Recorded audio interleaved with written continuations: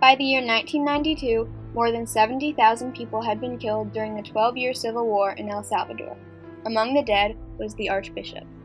Oscar Romero was named Archbishop of San Salvador in 1977.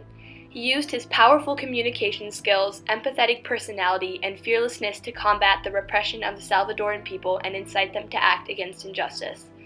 Romero was a crucial figure in the struggle for justice against the oppressive military government of El Salvador. The 1970s marked the peak of disparities between the rich and poor. When Romero became Archbishop, 60% of El Salvador's arable land was owned by 14 families. Due to several unsuccessful communist uprisings, the military was able to step in and create a government that fed on the people's fear of communism. This highly oppressive government killed nearly 12,000 people in 1980. It's every day, maybe 16 or 20 more people die every day. For example, in my city, is every day 3 or 5 people cut the head. The head is put in front the windows, on the door, or put in the jar. When you open your door in the morning, it's very surprising. During these dark times, Romero rose as a beacon for the people. However, Romero wasn't always the moralistic leader he would eventually become. Standing as Archbishop of San Salvador, his conservative stance and conformist behavior worried many of the country's more liberal citizens. Soon after Romero's installation as Archbishop, his good friend Rutilio Grande, a Jesuit priest, was murdered by the government. This was Romero's turning point. He would say things are wrong in El Salvador. Things are unfair. But what was his solution? His solution was, landowners, be kind, be good, be charitable to those who are poor. Whereas later on, he would say, people have the right to organize and to protest and to demand their human rights. Oscar Romero's empathy for the poor began with listening to the peasants. He listened as the victims of the repression told stories of the horrors they had witnessed. The Archbishop once said, "We have found the real faces of the poor. There we have met the shantytown dwellers whose wretchedness defies imagination, suffering the permanent mockery of the mansions nearby." Romero soon communicated his views to the world. Since his friend Rutilio Grande's death, he preached for an end to social injustice, poverty, as well as government-sponsored torture and assassination. However, the U.S. remained steadfast in the military and economic aid of the brutal government. Archbishop Romero wrote a letter to the American President Jimmy Carter begging the country to stay out of Salvadoran affairs.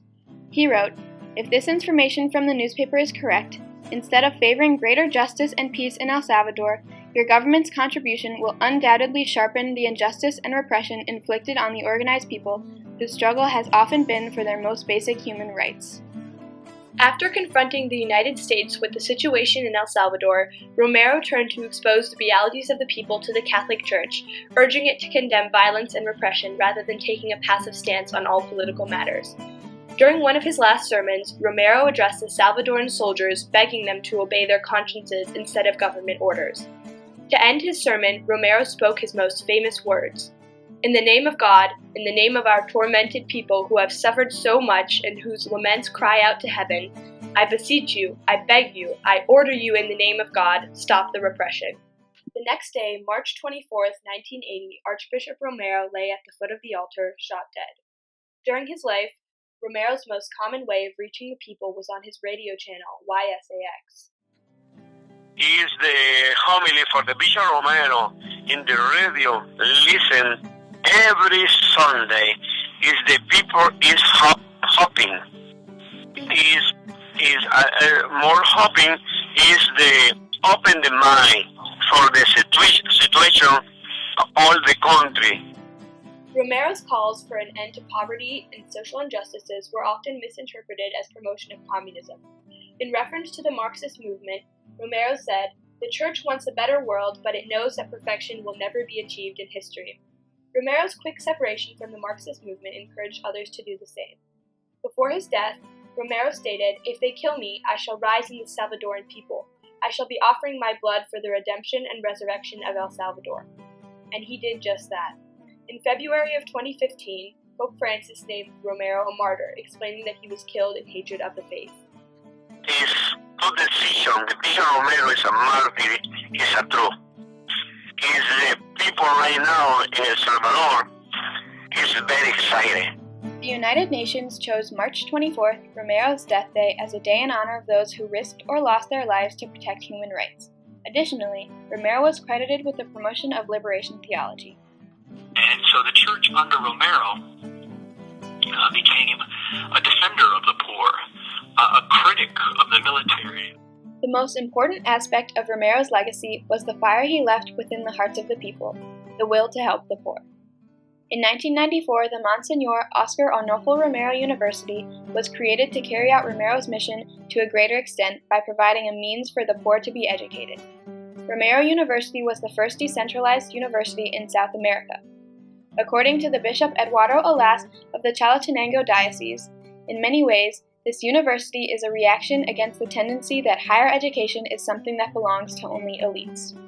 As Archbishop, Oscar Romero fought social injustices in El Salvador using his courageous words and empathy, creating a ripple of action for equal opportunity and human rights that continued long after his death. So he became a real symbol of, for the country, for Salvadorans, a voice for truth, a voice for justice. Maybe the only analogy we could use as Americans maybe is a voice like Martin Luther King's. As Romero said in his last speech, whoever offers their life out of love for Christ and in service to others will live like the seed that dies.